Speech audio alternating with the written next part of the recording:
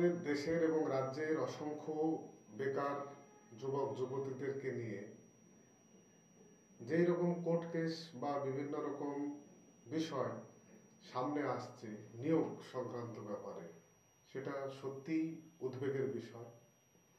সমস্ত ক্ষেত্রে খুব ট্যালেন্টেড ছেলে মেয়ে আছে যারা আজকে বিভিন্ন সরকারি চাকরির প্রস্তুতি নিচ্ছে, কিন্তু দিশেহীন হয়ে পড়ছে।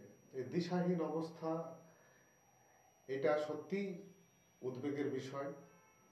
তারা বিভিন্ন রকম কম্পিটিটিভ এক্সামের প্রিপারেশান নিচ্ছে, কেউ ডিএলএড করছে, বিএড করছে, প্রিপারেশান নিচ্ছে, টেট পাস করে বসে আছে। সেই টেট নিয়ে আবার কেস হচ্ছে, 2022-এর নিয়োগ হচ্ছে 2024-এ, বা 2024-এর নিয়োগটা আদৌ হচ্ছে না ঠিকঠাক। এই যে অচল অবস্থা, এবং যারা টেট পাস করে বসে আছে তাদের জন্যে বিভিন্ন সময় আমরা বিভিন্ন রকম গাইড দিয়ে থাকি, বিভিন্ন মক ইন্টারভিউয়ের আয়োজন করে থাকি, সবটাই করেছি, ভিডিও প্রচুর আছে। কিন্তু সত্যি বলতে কি, সেইগুলো আপলোড করতেও অত্যন্ত দ্বিধা লাগছে। কারণ এত প্রিপারেশন নিয়ে করবেটা কি যদি দীর্ঘদিন এইভাবে তাদেরকে বসে থাকতে হয়।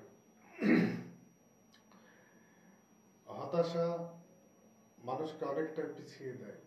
কতটা প্রিপারেশন নেবে, কতদিন অপেক্ষা করবে? জানি তোমাদের সে ব্যথার যে ইতিহাস, সেটা আমার জানা আছে। কারণ আমরা যাই বলি না কেন, সর্বত্র আন্দোলন হচ্ছে, কিন্তু আন্দোলনের মাধ্যম দিয়ে যে সুরাহা হচ্ছে তাই বা কোথায় হচ্ছে? সুতরাং যে নিয়োগকারী সংস্থা, তাদের সদিচ্ছা, সেটা খুব গুরুত্বপূর্ণ বিষয়। পাশাপাশি স্বচ্ছতা, সেটাও খুব গুরুত্বপূর্ণ বিষয়। তবেই যারা ট্যালেন্টেড বেকার যুবক যুবতী আছে তারা পরিশ্রমী হয়ে উঠবে, আগামীর দিকে এগিয়ে যাওয়ার চেষ্টা করবে, সঠিক আউটপুট বেরোবে। তো যাই হোক, আজকেও একটা খবরে দেখছিলাম 2022-এর যে টেট নিয়োগ সংক্রান্ত যে মামলা, সেটা আজকেও শুনানি হলো। তাতে এখনো 2000 জন প্রায়, তাদের চাকরির ভবিষ্যৎ নির্ভর করছে সেটা কোর্টের উপর, মহামান্য আদালতের উপর। সুতরাং সমস্ত নিয়োগগুলোই যদি কখনো বিএড প্রাধান্য পাবে কিনা, কখনো এনআইএস থেকে ডিএলএড হলে সেটাকে গুরুত্ব দেওয়া হবে কিনা, সর্বত্রই যদি আমাদের আদালতের দ্বারস্থ হতে হয়, কিছু না কিছু ভুল যদি সর্বত্রই থেকে যায় নিয়োগকারী সংস্থা জ্ঞানত বা অযাচিত অবস্থায়, এর জন্য সাফারার তো হচ্ছে দেশের জনগণ। তো যাই হোক, এই বিষয়টা মোটেই কাঙ্ক্ষিত নয়। আগামীতে আমরা সর্বদাই আশা রাখব যে আমাদের নিয়োগকারী সংস্থা তারা খুব সুন্দরভাবে, সুষ্ঠুভাবে পরীক্ষা নেবে এবং স্বচ্ছতার সাথে বেকার যুবক যুবতী যারা আছে তাদেরকে নিয়োগ করবে। 2022 সালের পরীক্ষা নিয়োগ যেন 2022-এই কমপ্লিট হয়, সেটাও দেখা উচিত।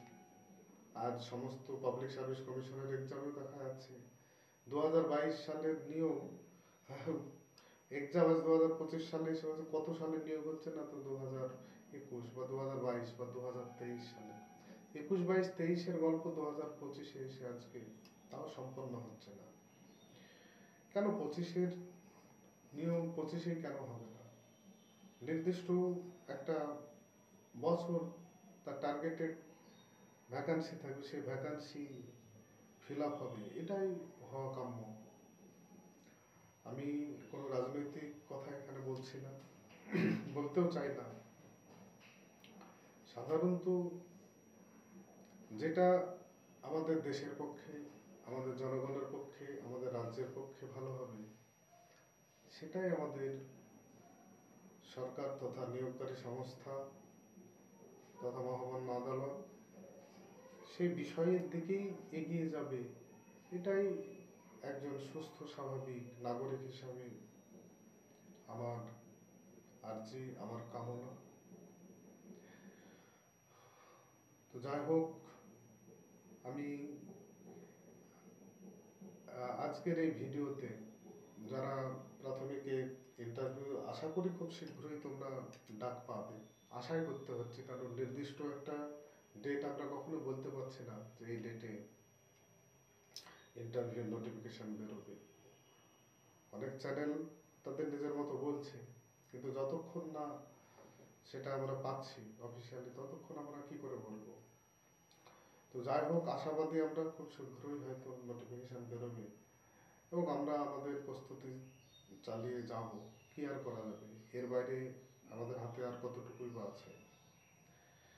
সুতরাং একাডেমিক্যালি আমরা চেষ্টা করব যে যারা টেট পাস করেছি তারা ইন্টারভিউগুলো দিতে যাবে এবং প্রস্তুতি নিয়েই যাবে,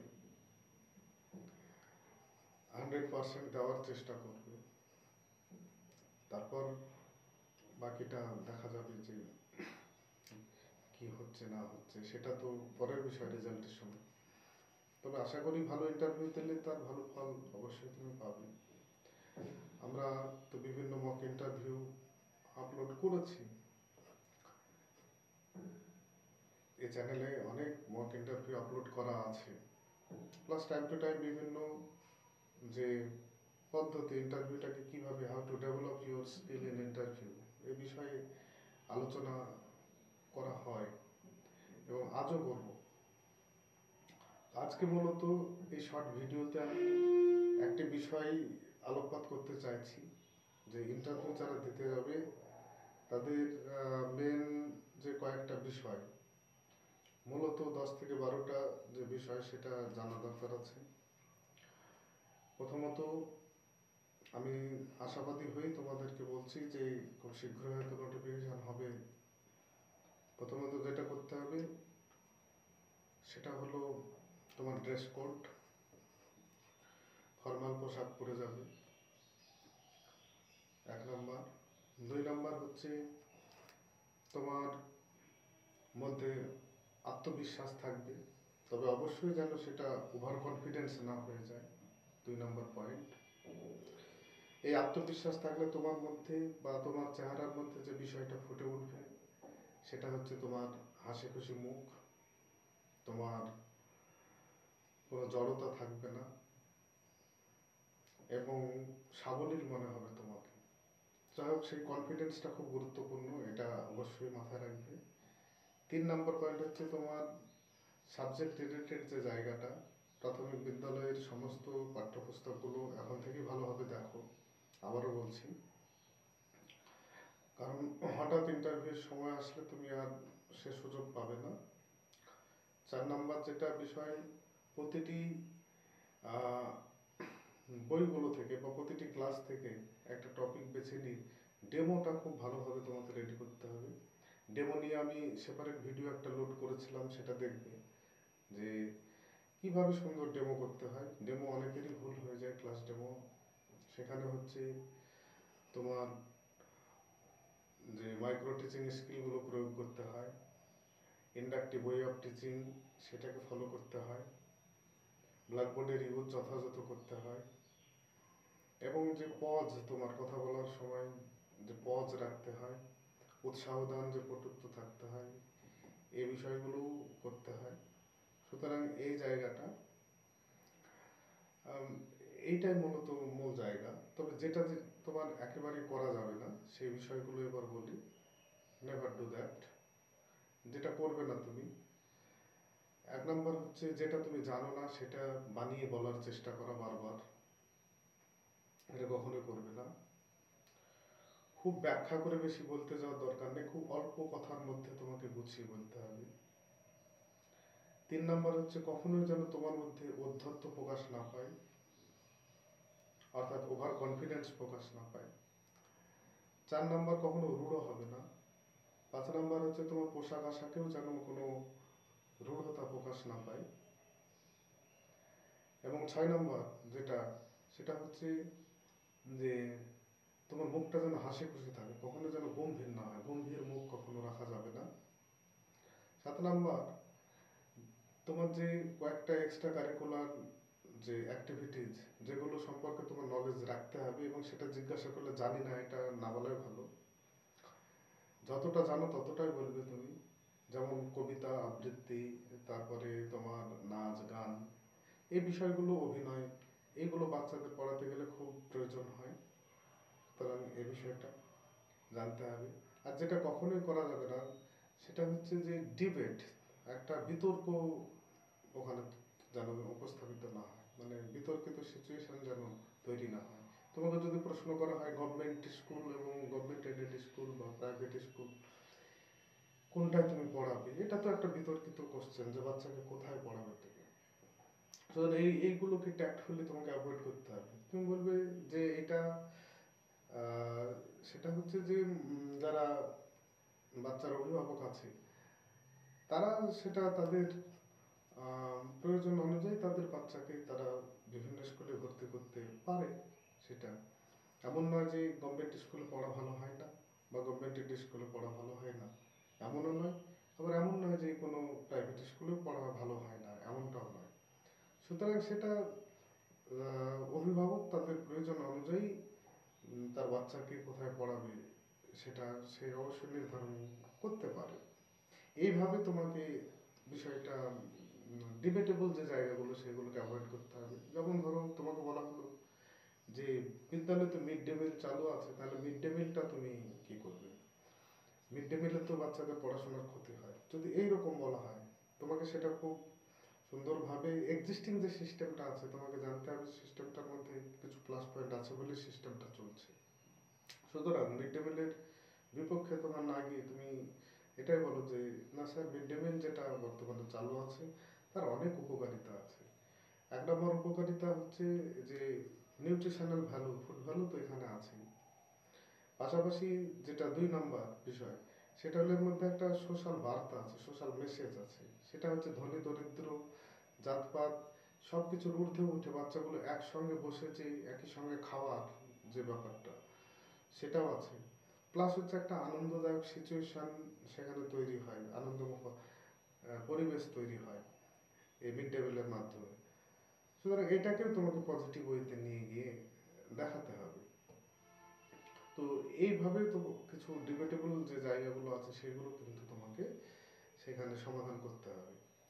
তো আগামীতে ভিডিও বেশ কিছু আমার আছে, যেটা মক ইন্টারভিউর, আমি এখনই আপলোড করছি না, কারণ আমি চাইছি নোটিফিকেশনগুলো হোক, আপলোড করব।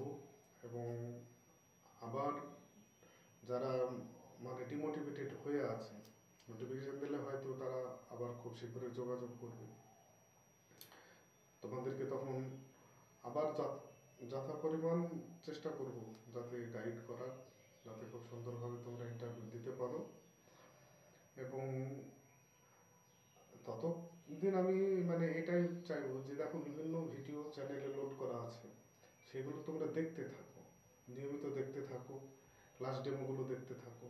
অল্প কিছু ক্লাস ডেমোর ভিডিও হয়তো আমি আপলোড করব, সেগুলো দেখতে থাকো। আশা করি যদি তোমাদের একাধটুকু কাজে লাগে, খুব ভালো লাগবে, নিজেকে ধন্য মনে হবে। যাই হোক, আজকে এইটুকুই থাকলো। যে টিপসগুলো আমি বললাম সেগুলো তোমরা মনে করতে পারো, যে টিপসগুলো একবার ভাবতে পারো যে আমি যেগুলো বললাম টিপসগুলো সত্যি তোমাদের কাজে লাগবে কিনা। আমি তোমাদের ভাবার জন্যই টিপসগুলো রেখে দিলাম। যদি মনে হয় যে হ্যাঁ প্রয়োজন আছে টিপসগুলোর, অবশ্যই ফলো করো। যদি মনে হয় যে টিপসগুলো আরও মডিফিকেশন দরকার আছে বা আমার কিছু, অবশ্যই তোমাদের সাজেশন ওয়েলকাম। আমি সর্বদাই বলি যে সাজেশন ওয়েলকাম, কারণ সামগ্রিকভাবে সকলের সাজেশন নিয়ে একটা ভালো কিছু যেন হয়, আমরা সবসময় সেটাই চাই, সেটাই হোক। এমন নয় যে আমি সব কিছু জেনে বসে আছি। যতটুকু জানি সেটা আমি শেয়ার করার চেষ্টা করি তোমাদের মধ্যে, এর বাইরে আর কিছুই নয়। যাই হোক, ভালো থাকো সকলে, ধন্যবাদ। ঠিক আছে।